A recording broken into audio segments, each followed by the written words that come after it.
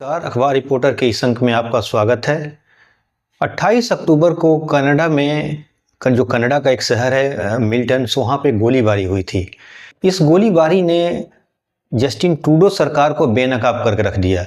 हुआ ये था कि जस्टिन ट्रूडो को भारत सरकार ने 2023 में एक लिस्ट सौंपा था और इस लिस्ट में कुछ खालिस्तानी आतंकवादियों का नाम था, जिसमें एक नाम था अर्शदीप सिंह गिल उर्फ अर्श डल्ला, इनका नाम था। और ये 2020 में ही यहाँ से फरार हो गए थे और फरार होकर कनाडा में अपनी वाइफ के साथ रह रहे थे। इनके ऊपर भारत में जबरन वसूली करना, फिरौती लेना, ड्रग्स का, ऐसे बहुत सारे इनके ऊपर केसेस थे और ये इस केसेस से बचने के लिए कनाडा चले गए थे और कनाडा में ही रह रहे थे। और इनका कनेक्शंस गोल्डी बराज, जो वहाँ का एक क्रिमिनल्स ग्रुप्स हैं, ऑर्गेनाइजेशन है जो वहाँ खून खराबा ये लोग करते हैं, उनके साथ, और जो भारत में बंद एक गैंगस्टर हैं उनका नाम है लॉरेंस बिश्नोई, इनके गैंग से भी इनका कुछ कनेक्शन था। कहने का मतलब ये कि ये एक अपराधी तत्व थे और इनके ऊपर एक तरह से भारत सरकार ने वांटेड के नाम पे रखा, लिस्ट पे रखा था, जिसे कनाडा सरकार को 2023 में एक लिस्ट सौंपी थी एनआईए ने अपना चार्जशीट के हिसाब से। तो कनाडा सरकार बोल रही थी कि ये हमारे यहाँ नहीं है, ये बंदा जो है कहीं और रहता होगा, यहाँ पर नहीं है। लेकिन जब ये गोलीबारी हुई 28 तारीख को, तो इस गोलीबारी में एक नाम जो सामने आया, कोई और नहीं, हर्ष डल्ला ही थे और ये खुद घायल हो गए थे। और पुलिस जब उनके घर पे पहुंची तो इनके पास कुछ अवैध हथियार, इनके पास लाइसेंस भी नहीं था और पकड़ा गया। और इन्हें, कल की बात है, आपको ये न्यूज़ मिली होगी, मैं इसके बारे में तफसील से बता रहा हूँ। इन्हें ओंटारियो कोर्ट ऑफ जस्टिस में पेश किया गया था। बाद में ये उनको कोर्ट ने इनको जेल भेज दिया है और भारत सरकार ने भी इनको प्रत्यार्पण के लिए एक नोटिस थमा दिया है।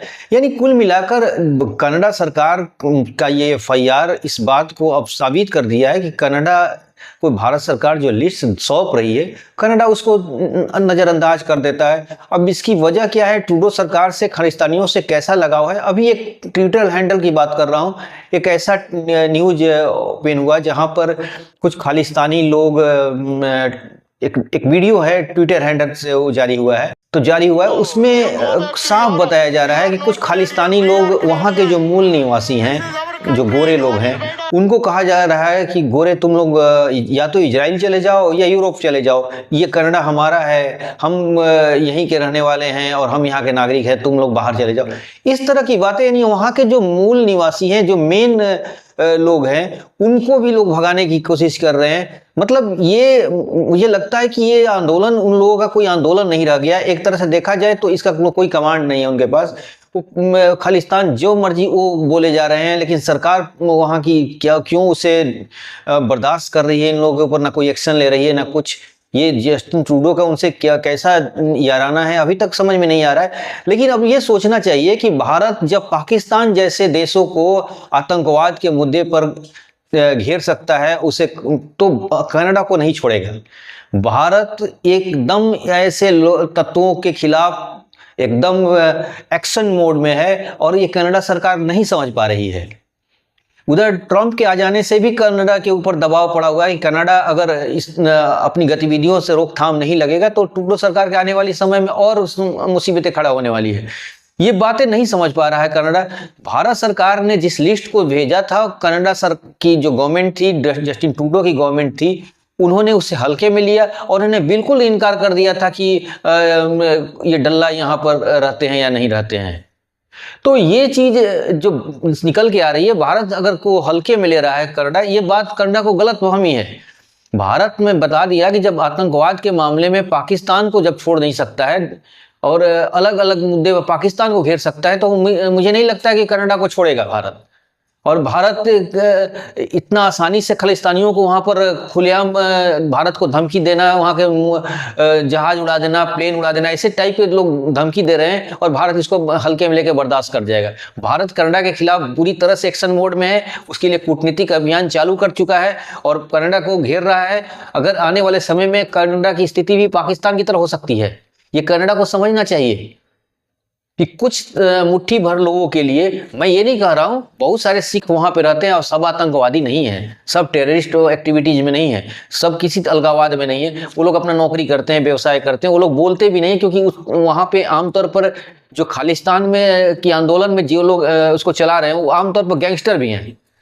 सामान्य तो वो गैंग वार भी करते हैं, खून खराबा करते हैं, क्राइम में भी है वहाँ पर इन्वॉल्व हैं, वो नशे का कारोबार करते हैं, हथियारों का अवैध कारोबार करते हैं, यानी बहुत सारी कनाडा में वो लोग बहुत सारी अवैध कारोबार में शामिल हैं। अब इस स्थिति में एक आम जो सिख है वहाँ पर नौकरी करने के लिए गया हुआ है, या छोटी मोटी दुकान धंधा कर रहा है, या छोटी मोटी कुछ काम धंधा अपना करके गुजारा कर रहा है, तो वो इनके ऐसा नहीं है कि उनसे समर्थन करता है, वो ना वो विरोध भी नहीं करता है, क्योंकि विरोध करने का मतलब उसके जान के खतरे हो सकते हैं, उसको मारपीट हो सकती है, उनके साथ कुछ अनहोनी हो सकती है, इसलिए वो चुप रहते हैं।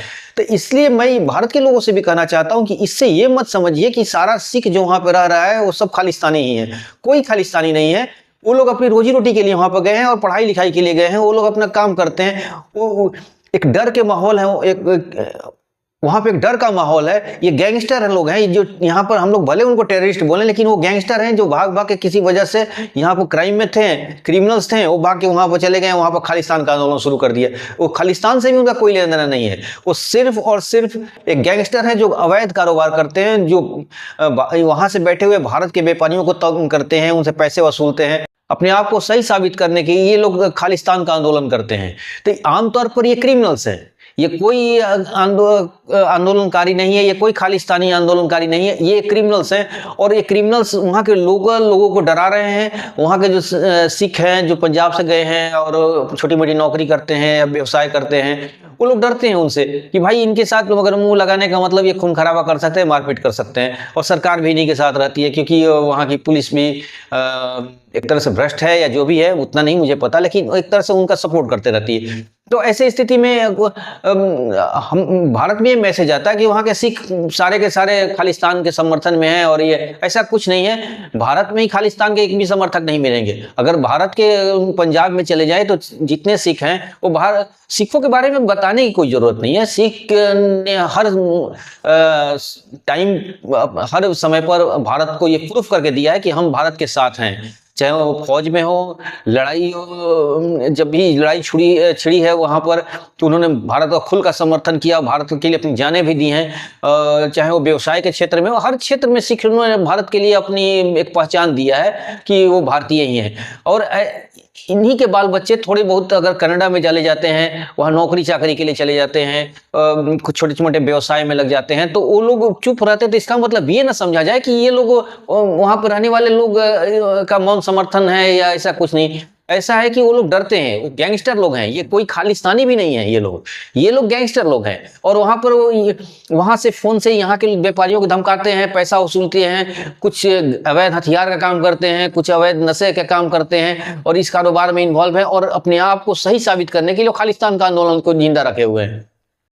सच तो यही खालिस्तान आंदोलन कनाडा में भी नहीं है। छिटपुट लोग हैं जो अपना झंडे बैनर लेकर इधर उधर घूमते रहते हैं, हल्ला गुल्ला करते रहते हैं, बस इतना ही है। लेकिन जो इनके मुखिया है जो चला रहे हैं वो गैंगस्टर लोग हैं। इसलिए ये कहना कि सारा सिख कोई खालिस्तानी है तो ये बहुत गलत बात है। कोई कहता भी नहीं है। भारत में के आम आदमी भी बिल्कुल नहीं मानने को तैयार है कि भारत में बैठे हुए लोग सिख लोग हैं जो है वो खालिस्तान के समर्थक है। भारत के लोग ऐसा बिल्कुल भरोसा नहीं रखेंगे, कोई कहने पर भी यकीन नहीं करेंगे। तो ठीक वैसे ही तो अब ये जो ढल्ला जो हैं वो गिरफ्तार हुए हैं, तो ये बात कनाडा को ओपन कर दिया है पूरी तरह से कि आपकी सरकार झूठ बोल रही है। आपके देश में एक भारत का मोस्ट वांटेड छिपा हुआ था और आप उसको छुपा रहे थे, और जब भारत सरकार कुछ मांग कर रही थी तो आप कह रहे थे कि हमारे यहाँ ही नहीं। लेकिन गिरफ्तारी हो जाने के बाद ये साबित हो चुका है कि वो आदमी वहीं पर था। तो आज के अंक में बस इतना ही। आगे किसी और मुद्दे पे आपके साथ रूबरू होंगे। तब तक के लिए बहुत बहुत धन्यवाद। Thank you.